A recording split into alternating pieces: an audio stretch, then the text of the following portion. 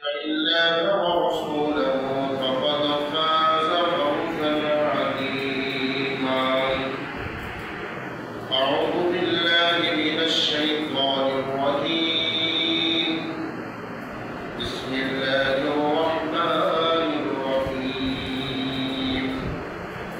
الذين آمنوا ولم يلبسوا إيمانهم بظلم أولئك لهم الأمن وهم مهتدون. إلى آخر الآية. عن عقبة بن عامر قال قال رسول الله صلى الله عليه وسلم: من تعلق تميمة فلا أتم الله له، ومن تعلق ودعة فلا ودع الله له. رواه أحمد. যাবতীয় প্রশংসা, যাবতীয় গুণগান একমাত্র আল্লাহ সুবহানাহু ওয়া তাআলার জন্য। শান্তি অবতীর্ণ হোক আল্লাহ রাসূলের জন্য সাল্লাল্লাহু আলাইহি ওয়াসাল্লাম। সম্মানিত উপস্থিতি, আজকের সংক্ষিপ্ত সময়ে আলোচনার বিষয় শিরক করার কারণ সমূহ। আমরা যে বিষয়টি নিয়ে ধারাবাহিকভাবে কয়েক সপ্তাহ থেকে আলোচনা করছিলাম, আমরা প্রথম সপ্তাহে আলোচনা করেছিলাম শিরক কত বড় পাপ। দ্বিতীয় সপ্তাহে আলোচনা করেছি শিরক করার কারণ সমূহ। আজকেরও তার ধারাবাহিকতায় আলোচনার বিষয় শিরক করার কারণ সমূহ। সম্মানিত উপস্থিতি, উক্ত বিষয়ে সংক্ষিপ্ত সময়ে আলোচনা পেশ করার চেষ্টা করব ইনশাআল্লাহ। সম্মানিত উপস্থিতি, আল্লাহ সুবহানাহু ওয়া তাআলা পবিত্র কোরআনুল কারীমের মধ্যে বলেন, আল্লাযীনা আমানু, যারা ঈমান আনয়ন করেছে, যারা ঈমান এনেছে, ওয়ালাম ইয়ালবিসু ঈমানাহুম বিযুলমিন, এবং তাদের ঈমানকে জুলুমে মিশ্রিত করেনি, জুলুমে সংমিশ্রণ করেনি। ঈমান এনেছে এবং তাদের ঈমানকে জুলুমে মিশ্রিত করেনি, অর্থাৎ শিরকের মতন পাপে জড়িয়ে যায়নি। উলাইকা লাহুমুল আমনু, এ সমস্ত ব্যক্তিদের জন্য হচ্ছে দুনিয়া এবং আখিরাতে শান্তি ও নিরাপত্তা। ওয়াহুম মুহতাদুন, এবং এ সমস্ত ব্যক্তিরাই হচ্ছে সোজা সরল পথগামী, সঠিক পথগামী। সম্মানিত উপস্থিতি, যদি পৃথিবীতে শান্তিতে থাকতে চাই, যদি পৃথিবীতে সোজা সরল পথে থাকতে চাই, তাহলে ঈমান আনার পরে ওই ঈমানকে মজবুত করে ধরে রাখতে হবে এবং শিরক, কুফর, বেদাতের পাপ থেকে বেঁচে থাকতে হবে, তাহলে হেদায়েত প্রাপ্ত হওয়া যাবে। সম্মানিত উপস্থিতি, একটি গাছ লাগানোর পরে যদি আমি গাছটির চতুর্দিকে বেড়া না দিই, ঘেরে না রাখি, গাছটিকে যেমন পশুতে পাখিতে আক্রমণ করতে পারে, আক্রমণ হওয়ার একটা সম্ভাবনা থাকে, ঠিক তেমনি মুসলমান হওয়ার পর, ঈমানদার হওয়ার পর যদি ঈমানকে যদি মজবুত করে রাখতে না পারি, তাহলে বেধর্মী, বেজাতি, নোংরামি, ভণ্ডামি এসে এই ঈমানটাকে ধ্বংস করে ফেলবে। সম্মানিত উপস্থিতি, আল্লাহ সুবহানাহু ওয়া তাআলা পবিত্র কোরআনুল কারীমের মধ্যে বলছেন, ওয়ামাসালুল লাযীনা ইত্তাখাযু মিন দুনিল্লাহি আউলিয়া কামাসালিল আনকাবুত, যারা আল্লাহকে বাদ দিয়ে অন্যদেরকে অভিভাবক হিসাবে, বন্ধু হিসাবে, প্রভু হিসাবে, রব হিসাবে গ্রহণ করেছে, তাদের উপমা, তাদের দৃষ্টান্ত হচ্ছে মাকড়সার মতো।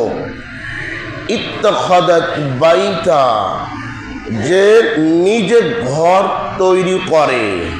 ওয়া ইন্না আওহানাল বুয়ুতি লাবাইতুল আনকাবুত, আর সমস্ত ঘরের মধ্যে সবচেয়ে দুর্বল ঘর হলো মাকড়সার ঘর। পৃথিবীতে যতগুলো বাড়ি আছে, যতগুলো দুর্বল ঘর আছে, তার মধ্যে সবচেয়ে দুর্বল, সবচেয়ে নিচু মানের, নিম্নমানের ঘর হচ্ছে মাকড়সার। মাকড়সার ঘর কত শক্তিশালী! আঙ্গুল দিয়ে একটা টোকা দিলেই ঘরটা ভেঙে যায়, আঙ্গুল দিয়ে একটা টোকা দিলে ঘরের অস্তিত্ব হারিয়ে যায়। যারা আল্লাহকে বাদ দিয়ে অন্য কারো ইবাদত করে, ওই সমস্ত ব্যক্তিদেরও ইবাদতে কোনো অস্তিত্ব থাকে না, ওই সমস্ত ব্যক্তিদেরও ইবাদতের টোকা দিলেই নষ্ট হয়ে পড়ে। তো সম্মানিত উপস্থিতি, এই জন্য শিরক এতটাই জঘন্য, এতটাই খারাপ পাপ যে আল্লাহ তাআলা মাকড়সার সাথে এক উদাহরণ সেট করেছে। রাসূল সাল্লাল্লাহু আলাইহি ওয়াসাল্লাম বলেন, মান আতা কাহিনান, যে ব্যক্তি কোনো গণকের কাছে আসলো, ফাসআলুহু আন সাইয়্যিন, এবং কোনো বিষয়ে তাকে জিজ্ঞাসা করলো, প্রশ্ন করলো। কোনো জ্যোতির্বিদের কাছে আসলো, কোনো গণকের কাছে আসলো এবং এসে তার মনের কোনো বিষয় জিজ্ঞাসা করলো বা বলল, রাসূল সাল্লাল্লাহু আলাইহি ওয়াসাল্লাম বলছেন, লাম তুকবাল লাহু সালাতুন 40 লাইলা, ওই ব্যক্তির 40 দিন নামাজই কবুল হবে না। যদি গণকের কাছে গিয়ে কিছু প্রশ্ন করে, তাহলে ওই ব্যক্তির 40 দিন নামাজই কবুল হবে না। যারা নামাজে আসে না তাদের কথা তো রাখলাম, যারা নামাজে আসে, যারা নামাজই পড়ে, যারা নিজেকে নামাজি মনে করে, নামাজি হওয়ার পরে যদি কোনো গণকের কাছে যে কিছু প্রশ্ন করে, ওই ব্যক্তির 40 দিন আল্লাহর দরবারে নামাজ কবুল হবে না। সূরা মাউনের আয়াতটা দেখুন, ফাওয়াইলুল লিল মুসাল্লিন, ও সমস্ত নামাজীদের জন্য দুর্ভোগ, ও সমস্ত সালাত আদায়কারীদের জন্য হচ্ছে দুর্ভোগ। আফসুস আল্লাযীনা হুম আন সালাতিহিম সাহুন, যারা তাদের সালাত সম্পর্কে, যারা তাদের নামাজ সম্পর্কে উদাসীন। নামাজ পড়ে, নামাজকে যে ঘিরে রাখতে হয়, নামাজ যে আপনাকে মজবুত করতে হয়, সেদিকে খেয়াল নাই। নামাজও পড়ে, গণকের কাছেও যায়, নামাজও পড়ে, অন্যায় কাজের সাথে জড়িত রয়েছে, ও কিছু মনেই করে না। এ সমস্ত নামাজিরা অয়েল নামক জাহান্নামে চলে যাবেন। সম্মানিত উপস্থিতি, রাসূল সাল্লাল্লাহু আলাইহি ওয়াসাল্লাম তার পরবর্তী হাদিসের মধ্যে বলছেন, মান আতা আররাফান, যে ব্যক্তি কোনো গণকের কাছে আসলো, গণকের নিকটে আসলো, ফাসাদ্দাকাহু বিমা ইয়াকুলু, এবং গণক যা বলে, জ্যোতিষী যা বলে, সে কথাকে বিশ্বাস করলো। গণকের কাছে আসলো এবং গণক যা বলে সে কথাটাকে বিশ্বাস করলো। রাসূল সাল্লাল্লাহু আলাইহি ওয়াসাল্লাম বলছেন, ফাকাদ কাফারা বিমা নুসিলা আলা মুহাম্মাদ, ওই ব্যক্তি অস্বীকার করলো। কি অস্বীকার করলো? নবী মুহাম্মদের ওপর যা অবতীর্ণ হয়েছে তা। তাহলে আমাদের নবীর উপরে কি অবতীর্ণ হয়েছে? কোরআনুল কারীম অবতীর্ণ হয়েছে। এই পবিত্র কোরআনুল কারীমকেই সে ব্যক্তি অস্বীকার করে ফেলল। সম্মানিত উপস্থিতি, হাতের রাশি দেখে ভাগ্যের ভবিষ্যৎ প্রকাশ করা, হারিয়ে যাওয়া বস্তু হাত চালিয়ে মাধ্যমে সংবাদ দেওয়া, টিয়া পাখির মাধ্যমে ভাগ্যের ভবিষ্যৎ জানা এবং গণকের কাছে হারিয়ে যাওয়া বস্তু জানতে চাওয়া, সবগুলোই হচ্ছে শিরক, সবগুলো হচ্ছে মহাপাপ। সম্মানিত উপস্থিতি, কোনো গণক, কোনো জ্যোতিষী আপনার আগাম কোনো কথা বলতে পারে না। আমাদের সমাজে একটি কথা প্রচলিত আছে, ঝড়ে বক পড়ে আর ফকিরের কেরামতি বাড়ে। কোনো এক সময়তে কোনো একটা কথা বলে দিয়েছে আর হয়ে গেছে, আর মনে করছে যে এ গণক যা বলে তাই সঠিক। সম্মানিত উপস্থিতি, একজন ভণ্ড পীর তার কিছু মুরিদ নিয়ে বসে আছে, তার মুরিদের সামনে ধ্যানে বসে আছে। হঠাৎ করে ওই পীর সাহেব ধমক দিয়ে উঠল, আওয়াজ করলো জোরে। তখন অন্যান্য সব ব্যক্তিরা জিজ্ঞাসা করলো, হুজুর কি অবস্থা, কেন আপনি ধমক দিলেন? তখন সে বলল যে আমি বাংলাদেশে বসে আছি আর আমার অন্তর চোখ দিয়ে দেখতে পাচ্ছি যে কাবার মধ্যে একটা কুকুর প্রবেশ করছে, কাবা শরীফের মধ্যে একটা কুকুর প্রবেশ করছে, এই জন্য আমি এই জায়গা থেকে ধমক দিলাম। সম্মানিত উপস্থিতি, এবার ওই পীরের যে বাড়িতে খাবারের কথা, ওই বাড়ির একটা মহিলা শুনে ফেলেছে যে এত বড় পীর বাংলাদেশ থেকে সৌদি আরবের কাবার কুকুর হাঁকাতে পারে, দেখি তার কেরামতি কতটুকু, তার শক্তি কতটুকু। ওই পীর সাহেবকে খাবার দিয়েছে, খাবারের নিচেই তরকারি রেখে দিয়েছে। পীর সাহেবকে পানি দিয়েছে, ভাত দিয়েছে। পীর সাহেব তরকারির জন্য বসে আছে, কখন তরকারি আসবে, তরকারির জন্য বসে থেকে রাগান্বিত হয়ে গেছে এক পর্যায়ে। তখন এই মুরিদানের স্ত্রী একটা ঝাড়ু নিয়ে এসে বলছে যে আপনি এত বড় পীর যে বাংলাদেশ থেকে সৌদি আরবের মক্কাত কুকুর প্রবেশ করে আপনি তাড়াতে পারেন, আর ভাতের নিচে তরকারি রাখা আছে, এটা আপনি জানেন না? সম্মানিত উপস্থিতি, বর্তমান অবস্থাটা ঠিক এরকমই। আপনার হাত দেখে কেউ কিছু বলছে যে আপনার ভাগ্যে এ আছে, তো আপনি তার পিছন থেকে দুটো লাঠি মেরে দিবেন। লাঠি মারার পর জিজ্ঞাসা করবেন আপনাকে যে মারলাম এটা আপনি জানতেন না? এত বড় গণক। সম্মানিত উপস্থিতি, রাসূল সাল্লাল্লাহু আলাইহি ওয়াসাল্লাম বলেন, মান তাআল্লাকা তামিমাতান ফালা আতাম্মাল্লাহু লাহু, যে ব্যক্তি তাবিজ ঝুলালো, যে উদ্দেশ্যে ঝুলালো তা কখনো পূর্ণ হবে না। কোনো জিন থেকে বাঁচার জন্য, বিপদ থেকে বাঁচার জন্য যদি তাবিজ ঝুলিয়ে থাকে, আল্লাহর নবী বলছেন তার ওই জিনিসটা কখনো পূর্ণ হবে না। ওয়ামান তাআল্লাকা ওয়াদাআতান ফালা ওয়াদা আল্লাহ, যে ব্যক্তি কোনো কড়ি ব্যবহার করলো, কড়ি ঝুলালো, ও ব্যক্তির কোনো দিন কল্যাণ হবে না। সম্মানিত উপস্থিতি, তাবিজ এবং কড়ি ব্যবহার করলে আপনার অসুখও ভালো হবে না, জীবনে কল্যাণও হবে না। রাসূল সাল্লাল্লাহু আলাইহি ওয়াসাল্লামের কাছে একদা একদল মানুষ উপস্থিত হলো। রাসূল সাল্লাল্লাহু আলাইহি ওয়াসাল্লাম তাদের 9 জনকে বায়াত করালেন, ইসলামে দাখিল করালেন, প্রতিশ্রুতি নিলেন, ওয়াদা করালেন। একজনকে বায়াত করালেন না। এই 9 জন ব্যক্তি আল্লাহর নবীকে প্রশ্ন করছেন, হে আল্লাহর নবী, কি ব্যাপার, কি কারণে আপনি 9 জন ব্যক্তিকে বায়াত করালেন আর একজনকে বায়াত করালেন না? তখন আল্লাহর নবী বললেন, ইন্না আলাইহি তামিমাতান, ওই ব্যক্তির কাছে তাবিজ আছে, ওই ব্যক্তির কাছে তামিমা আছে, ও ব্যক্তির কাছে মাদুলি আছে। যখনই এ কথাটা আল্লাহ নবী বললেন, তখনই লোকটি হাতটি সরিয়ে হাত থেকে তাবিজ থেকে কেটে ফেললেন।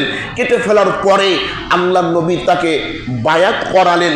বায়াত করার পরে আল্লাহ নবী বললেন, মান আল্লাকা তামিমাতান ফাকাদ আশরাকা, যে ব্যক্তি তাবিজ ঝুলালো, যে ব্যক্তি তাবিজ লটকালো, সে শিরক করলো। তাবিজের কারণে ইসলামে প্রবেশ করতে পারছে না, আল্লাহ নবী বায়াত করালেন না। তাবিজের কারণে ইসলামে দাখিল হতে পারছেন না, তাবিজের কারণে আল্লাহ নবীর বায়াত থেকে সে ব্যক্তি দূরে চলে যাচ্ছে। তাবিজ ঝুলা কত বড় পাপ! সম্মানিত উপস্থিতি, রাসূল সাল্লাল্লাহু আলাইহি ওয়াসাল্লাম বলেন, মান আকাদা লিহিয়াতাহু, যে ব্যক্তি দাড়িতে গিট দিল, চুলে গিট মারলো, জট বেঁধে থাকলো, যেটা আমাদের কুষ্টিয়াতে বেশি দেখতে পাওয়া যায়, আপনার মিরপুর থানা, ভেড়ামারা থানায় এগুলো বেশি দেখতে পাওয়া যায়। যারা দাড়িতে গিট মেরে রাখে, চুলে গিট মেরে রাখে, কতদিন যে গোসল করে না, কতদিন যে মুখ ধরে, আল্লাহ ভালো জানে। আর বলছেন, মান আকাদা লিহিয়াতাহু, যে ব্যক্তি তাবিজে গিট দিল, আও তাকাল্লাদা ওয়াতারান, অথবা তাবিজ জাতীয় বেল্ট বা সুতা ঝুলালো, আও ইস্তিনজাহ বিরাজিইন দাব্বাতিন আও আজমিন, অথবা চতুষ্পদ জন্তুর গোবর অথবা হাড় দিয়ে ইস্তিনজা করলো, সূচক কার্য করলো, ফাকাদ কাফারা, ওই ব্যক্তির সাথে নবী মুহাম্মদের কোনো সম্পর্ক নাই। কথা আবার বুঝুন তো, তিন প্রকার ব্যক্তি আল্লাহর নবীর সাথে সম্পর্ক ছিন্ন দুনিয়াতে করে থাকে। এক, যারা দাড়িতে গিট দেয়। দুই, যারা তাবিজ জাতীয় বেল্ট বা সুতা ঝুলিয়ে রাখে। তিন, যারা গোবর অথবা হাড় দিয়ে শৌচ কার্য করে, ইস্তেঞ্জা করেন। সম্মানিত উপস্থিতি, রাসূল সাল্লাল্লাহু আলাইহি ওয়াসাল্লাম আরো বলছেন, ইন্নার রুকা ওয়াত তামাইমা ওয়াত তিওয়ালাতা শিরকুন, নিশ্চয়ই কুমন্ত্রণা দিয়ে ঝাড়ফুঁক করা, নিশ্চয়ই কুমন্ত্রণা দিয়ে ঝাড়ফুঁক করা এবং তাবিজ ঝুলানো এবং স্বামী স্ত্রীর মধ্যে ভালোবাসা তৈরি করার জন্য কৌশল অবলম্বন করা, স্বামী স্ত্রীর মধ্যে ভালোবাসা তৈরি করার জন্য, গার্লফ্রেন্ডকে নিজের দিকে আয়ত্ত করার জন্য কৌশল অবলম্বন করা, আল্লাহ নবী বলছে সবই শিরক। সম্মানিত উপস্থিতি, কুমন্ত্রণা দিয়ে ঝাড়ফুঁক করা, গড়াইয়ের পানি পদ্মাতে যাও, পদ্মার পানি গড়াইতে যাও, তিস্তার পানি গঙ্গায় যাও, অমুকের মাথা ব্যথা ভালো হয়ে যাও। যারা এভাবে কুমন্ত্রণা দিয়ে ঝাড়ফুঁক করে এবং তাবিজ ঝুলিয়ে রাখে। দুই, তিন, যারা স্বামী স্ত্রীর মধ্যে মিল মোহাব্বত হয় না। আমার কাছে যে কত মানুষ আছে ভাই, যদি একটু নরম হতাম তাহলে গাড়ি বাড়ি হয়ে যেত, অনেক টাকা আছে, এই তাবিজ দেওয়াতে স্বামী স্ত্রীর সম্পর্ক তৈরি করে দিতে, হোক বা না হোক, অনেক টাকা পাওয়া যায়। আমার কাছে কত মানুষ আছে, হুজুর আমার জামাই বেটির মিল হচ্ছে না, একটু কিছু করা যায় না, একটু করেন না, কোরআন হাদিসে কিছু নাই, অমুক হুজুর তো দিত, আপনি দিতে পারেন না, দেন, আপনাকে কিছু দিব আমরা। অনেক যুবক ছেলে এসে বলে, হুজুর অমুক মেয়েটা খুব পছন্দ হয়, কিছু করা যায় না, একটু আয়ত্ত আনা যায় না। মানে কি, এই যে স্বামী স্ত্রীর মধ্যে ভালোবাসা তৈরি করার জন্য কোন মেয়েকে পাওয়ার উদ্দেশ্যে কৌশল অবলম্বন করাটা শিরক।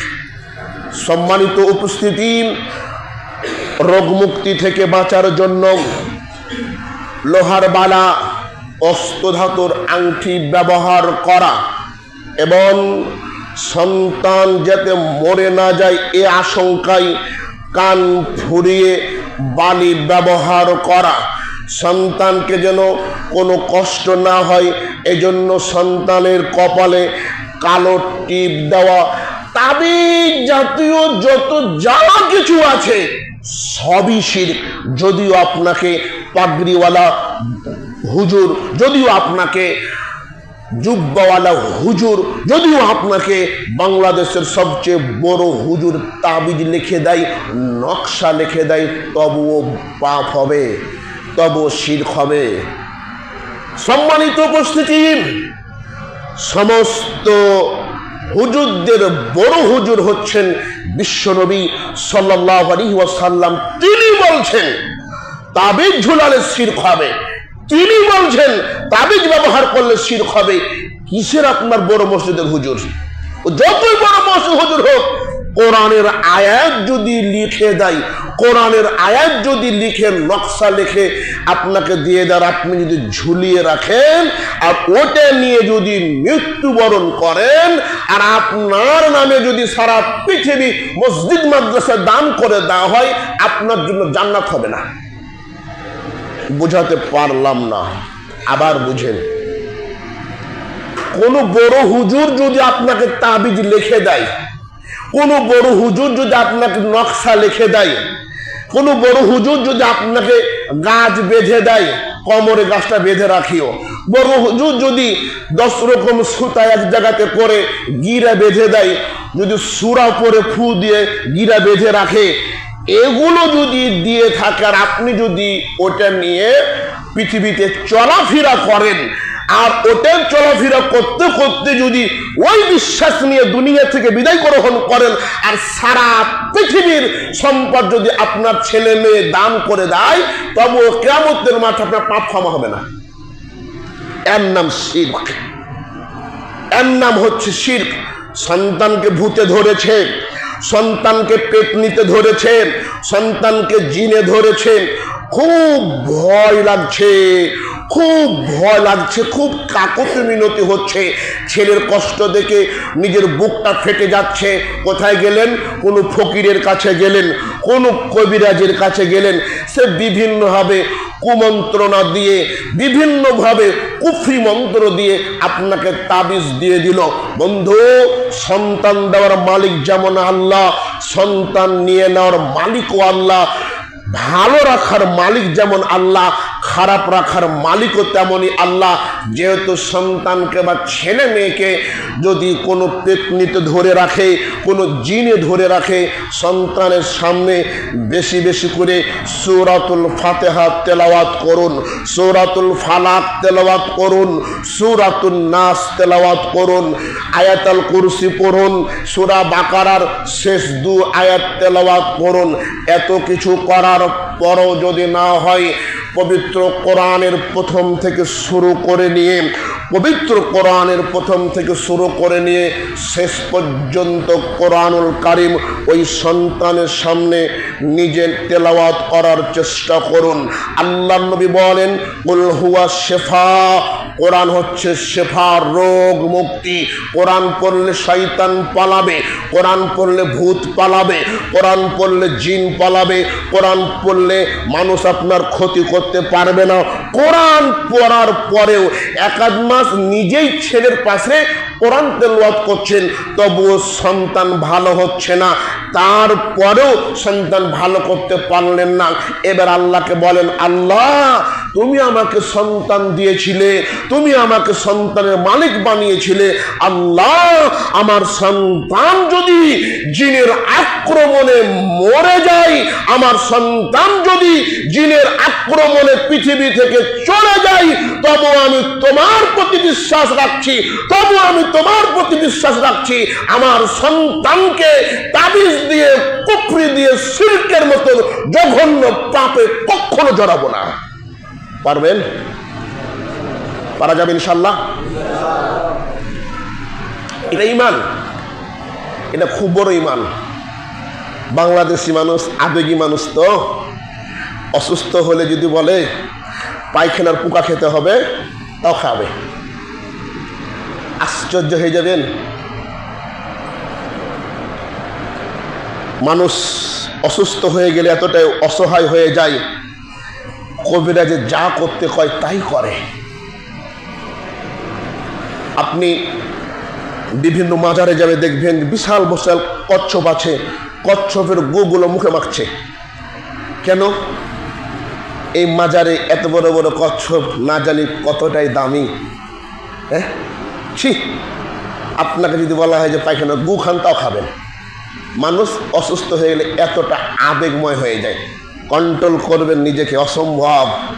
অসুখ দিয়েছে আল্লাহ, ভালো করবে আল্লাহ, তাই বলে সব কিছু খেতে হবে? এ ভাই, আপনি বলেন তো, দাঁতে কখনো পোকা দেখেছেন নরে? একটা কবিরাজের কাছে যান, 10টা পোকা বের করবে। একটা গাছ নিয়ে আসবে, গাছ নিচে ঝাড়বে, ওই গাছ থেকে 10-20টা পোকা পড়বে। আসলে কি পোকা দাঁতের পোকা? আসলে তো পোকা দাঁতের না, ও তৈরি করে রেখেছে। আশ্চর্য হয়ে যাবেন আপনি। এ হলো পৃথিবী। তো সম্মানিত উপস্থিতি, রাসূল সাল্লাল্লাহু আলাইহি ওয়াসাল্লামের বিখ্যাত সাহাবী আবু ওয়াকিদ আল-লাইসি রাদিয়াল্লাহু তাআলা আনহু হতে বর্ণিত, তিনি বলেন, একদা আমরা আল্লাহর নবীর সাথে আমরা এক জায়গা যাচ্ছিলাম। এমন সময় আমরা একটি কুল গাছ, একটি বড়ই গাছের পাশ দিয়ে অতিক্রম করছিলাম। তখন আমরা আল্লাহর নবীকে বললাম, হে আল্লাহর নবী, মুশরিকদের যেমন নির্ধারিত গাছ আছে, মুশরিকদের যেমন নির্ধারিত গাছ আছে, তেমন আমাদের একটি নির্ধারিত গাছ বানিয়ে দেন। মুশরিকদের যেমন নির্ধারিত গাছ আছে, যেখানে তারা অস্ত্র ঝুলিয়ে রাখে, যেখানে তারা এসে আরামায়েশ করে, যেখানে তারা ধ্যান করে বসে থাকে, আমাদেরকেও এরকম একটি গাছ নির্ধারণ করে দেন। তখন আল্লাহ নবী বলছেন, সুবহানাল্লাহ, বলো কি?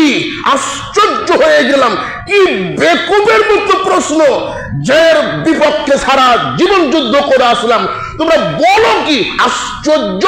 এই কথা বলে আল্লাহ নবী বলছেন, ওয়াল্লাযী নাফসি বিয়াদিহি, যার হাতে আমার জীবন আছে, আমি নবী তার কসম করে বলছি, যার হাতে আমার জীবন আছে, আমি নবী তার কসম করে বলছি, তোমাদের দাবিটা ওই রূপ যেমন দাবি মুসা আলাইহিস সালামকে বানি ইসরাইলরা করেছিল।